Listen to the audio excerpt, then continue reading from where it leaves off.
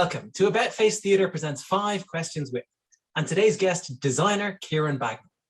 Ciaran is both a set and lighting designer with over 25 years experience in theatre design.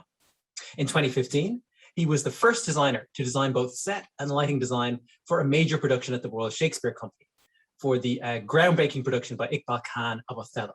In London, he's worked at theatres such as the National, the Young Vic, the Bush and Shakespeare's Globe, while also working extensively at the Octogan in Bolton and the Leicester Haymarket.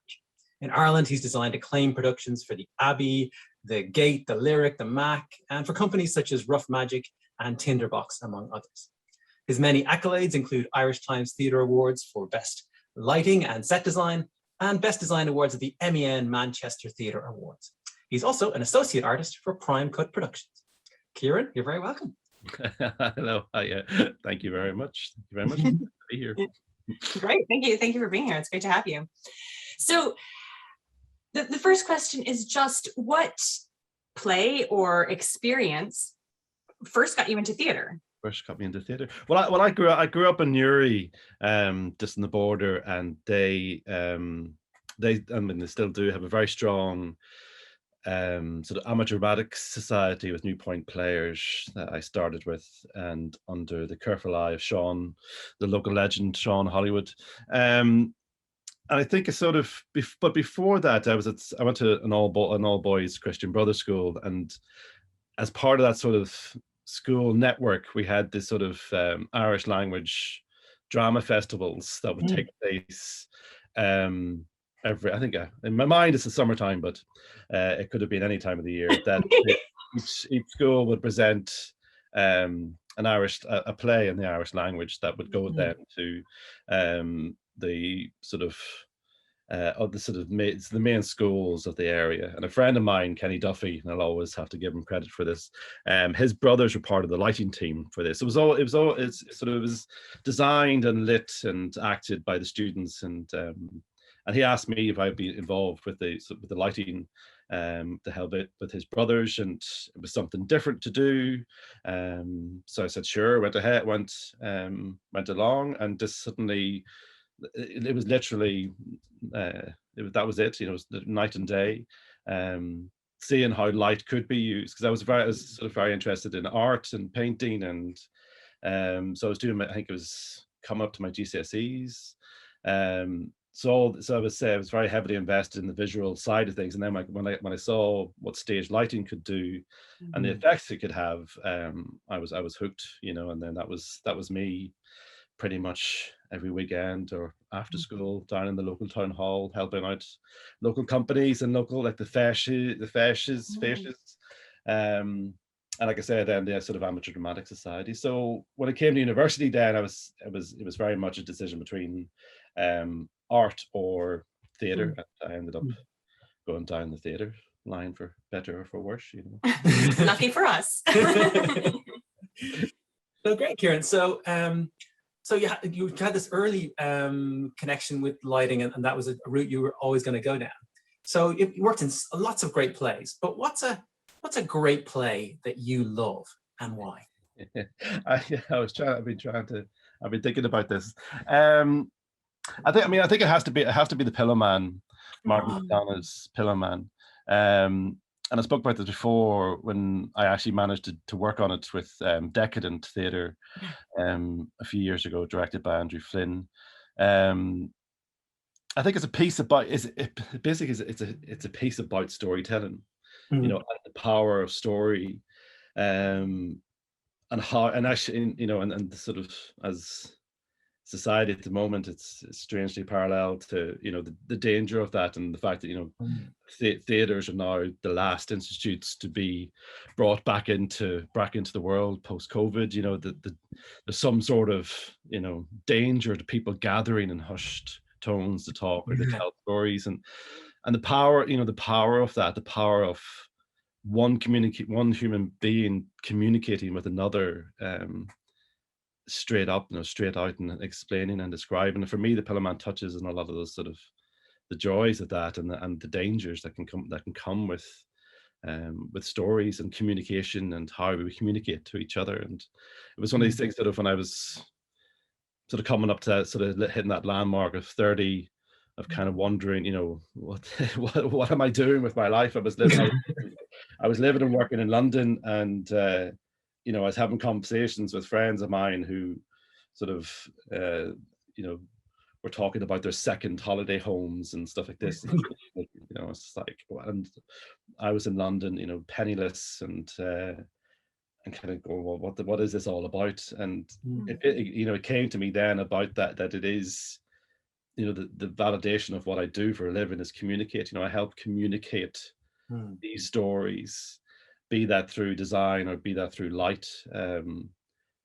You know, I'm acting as you know, helping to tell the story and the importance of stories and the importance that has in our lives, and the effect it has on our lives, particularly after the last sort of 18 months, and people are starting to slowly experience that particular environment again, you know. And so the Pillow Man for me just touches on a lot of those things that I've been sort of thinking and feeling for a while, you know. And it's funny, and you know, I'm a big McDonagh fan, and that production particularly because Martin was with us, because Andrew and Martin are sort of very old friends, and Martin was with us in rehearsals, and it was one of these plays that I'd also heard about when it first sort of came out in the late 2000s, I think. And when it had its production at the National and stuff, I remember, because they were actually The Cripple of Vinish Man was my first professional lighting design.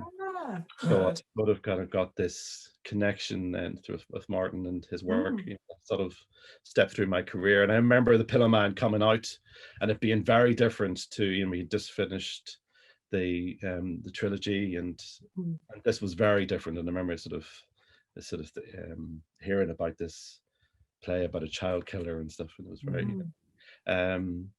yeah, so that's I mean, obviously there's you know, thousands of reasons for having great plays, but that's the one that sort of jumps into my mind immediately as it's certainly one of my favorites. Yeah, that's great. So can you tell us about a time in your theatrical life when things didn't turn out as you expected them to? Well, I'm not going to name and shame anybody. I know, yeah, such a loaded question. I think there's always potential, or at least there has to be always potential in every production for something to change that you could never expect it to. I mean, for me, production and the production period and the rehearsal period, they're organic processes. I mean, these are real things, these are real tangible, you know, items or that we're working with. You know, it's humans in a room, and so I'm always delighted when things do take a turn or do, you know, for the better or for the worse. There's always a lesson to be learned if something goes wrong or something goes well, you know. Possibly more to be learned when something goes wrong. So I always sort of try to leave space for that in my thoughts and in my designs, that they're not locked down. They're not, well, this is how it should be and this is what it is. They're very much, I know there's it's a word that's bandied about a lot, is collaborative, but my work, I do truly believe my work is, or at least how I want to be able to work, is to allow these unknown factors to come into the room and to come into the work we're trying to produce. You know, and I'm the first person to, if something isn't working or something doesn't work for the director or the writer or the cast, you know, that we instantly change that, you know, and that's I consider that part of my job, that it has to work for everybody in the room, and you know, I think when all the things combine, when the design and when the lighting and the sound and the movement and the cast and the story, like when all these things combine in the most efficient and organic way, I think it always really shows. And I think an audience can see that. You know, I think there's a few productions I can certainly think of my own career where that's obvious, and I think it really sort of shines out from the stage when everybody's on the same page, and that is fun. And I mean, as I say, they are called plays for a reason, you know. So, I mean, to probably maybe talk about a experience. I mean, one in the last sort of 10 years that really sort of stands out would be an extraordinary project I did with called The Conquest of Happiness with Prime Cut and East West Theatre Company in Sarajevo. And it was part of the Derry City of Culture 7-8 years ago, and that was a hugely ambitious outdoor production that we produced and opened in Derry, and then took over to Sarajevo and to Mostar, and I mean, basically it was an anti-war poem in a way. It was it took vignettes from all the sort of major atrocities in the last 100 years, all the wars, and obviously the siege in Sarajevo and the troubles in Northern Ireland, and that was something that I don't think I could have ever. Anybody who worked on it or who knows it would feel the same way. You know, that kind of scale of production changed who I am, and the journey of that was something I could never have guessed from the beginnings. It was co-directed by Emma Jordan and Harris Pasovich, and I think we all carry individual scars of what we went through.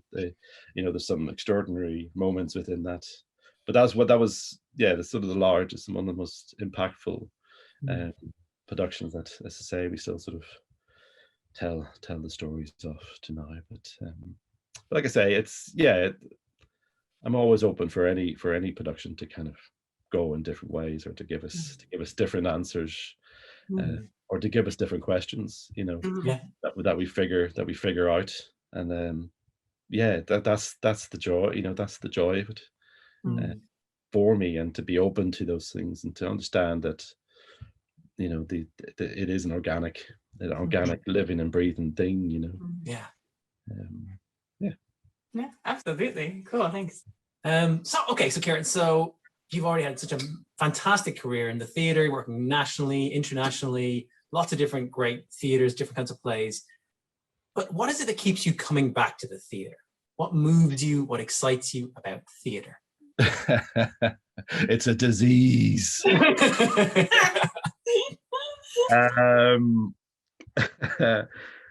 I think, well, it sort of becomes part of it. Becomes, well, I don't, you don't know where one thing stops and the other begins.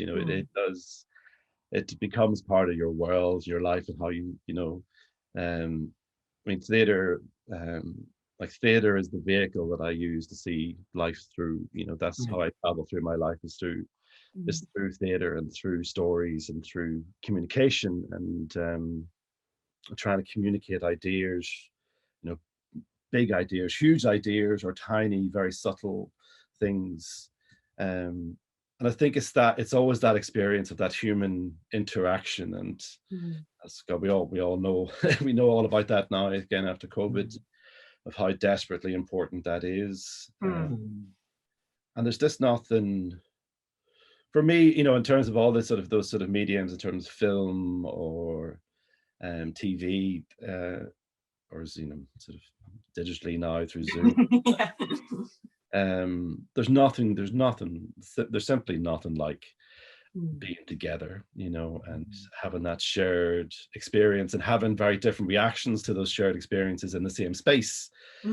Always fascinates me how, with any art or piece of art, or how we work in art, it's always internalized so differently through our own experiences, and how we all see something. And that, again, never ceases to fascinate me, is how different people see different things,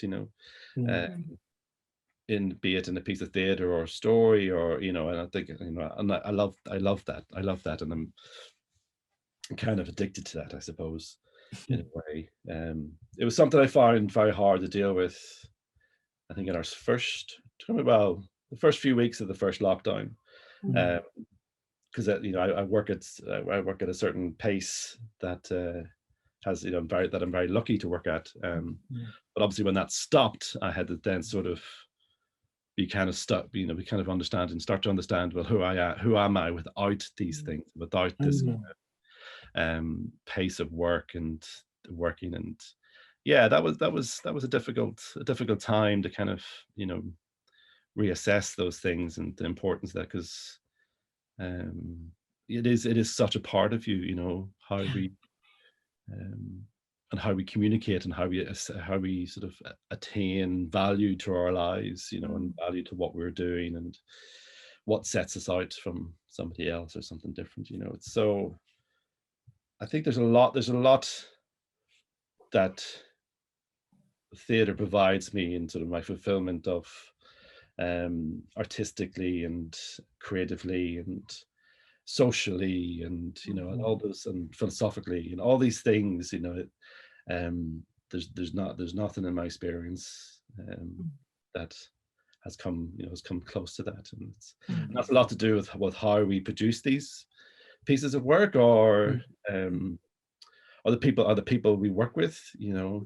I love the variety of what I get to do, and I'm very lucky to work in very different spaces all over the place, and that again is a huge benefit. That's, you know, something that really fascinates me and drives me in my work, is the variety. You know, I could be, you know, anywhere at one point, and then the very next day I'm up to something completely different, in a completely different scale, and I love that. And that drives my passion for everything else I do. You know, everything works off each other, and you get, you know, in the middle of one thing somewhere, you might see something or hear something that triggers an idea for something else. So it's all kind of linked, you know. It's all kind of linked together through your own experiences, which then I think that shows, you know, in our work and who we are as theatre makers and artists, you know.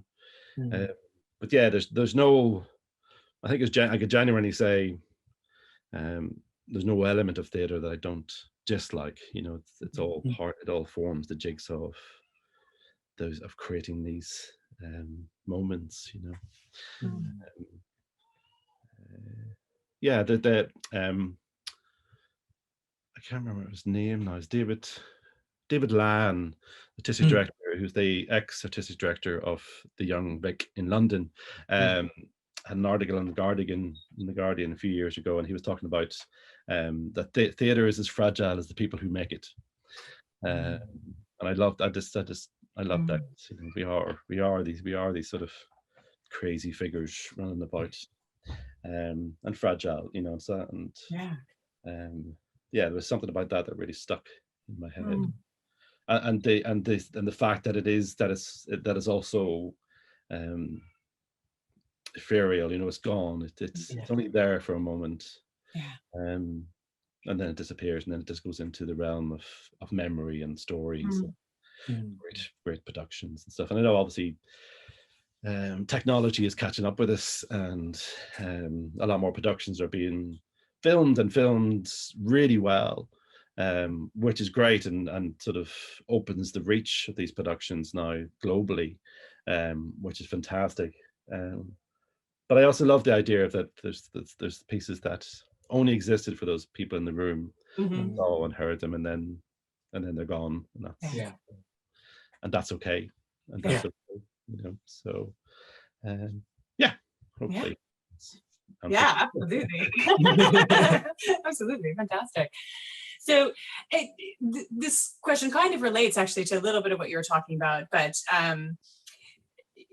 you know, looking at your life in the theater, are there any tools from theater that you've used in the rest of your life? Now, I know you're talking about how theater kind of, you know, encompasses all of life, but I'm just wondering if there's anything particularly that you use in your non-theater life that you've learned in the theater. It's probably taught me to listen. Listening is more than anything, particularly with the young family. The importance of being present and being able to hear things, to hear somebody properly, rather than just waiting for your chance to speak. You know that, and I think that I've learned, you know, that's sort of one of the major gifts I think theatre's taught me is to listen. and to really kind of pick up on what the cues are and what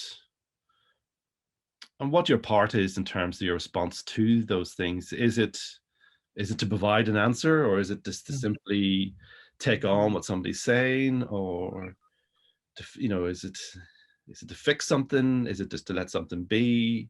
Or, you know, and I think that these are all the questions we deal with in any production, and certainly as your role as a member of the creative team.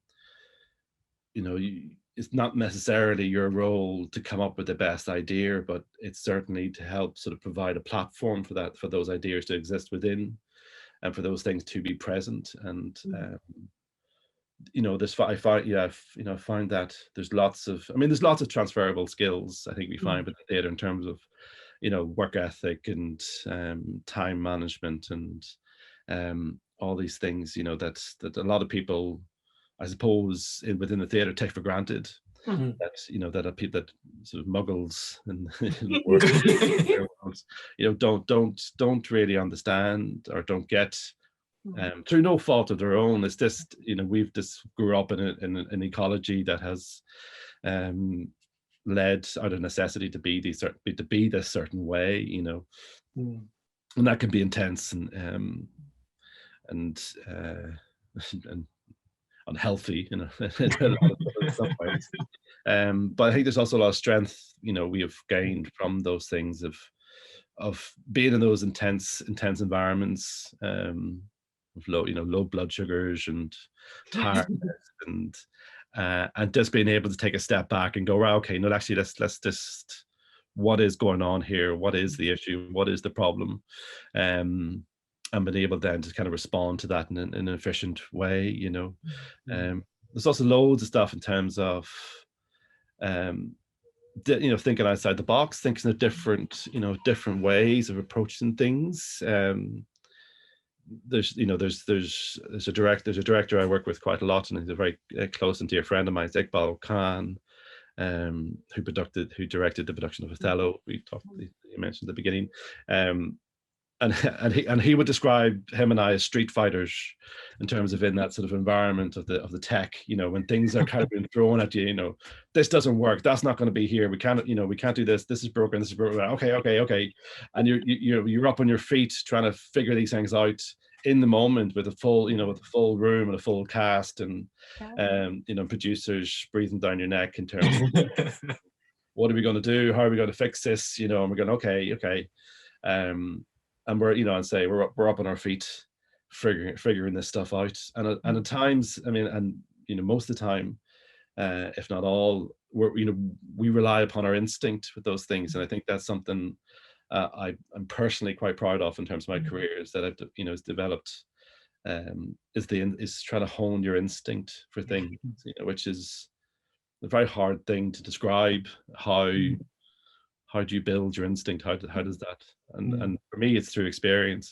It's through you know, constantly coming at things from a different way, or you know, I don't think there's any production I've ever done that I haven't at least tried one new thing or one new idea within, you know, so which can lead to sort of very frustrated production managers. When they're asking me how do you do this, and I'm like, I don't know. Right, you know, can we try a few things out, and you know, I never just repeat, at least I hope I don't know.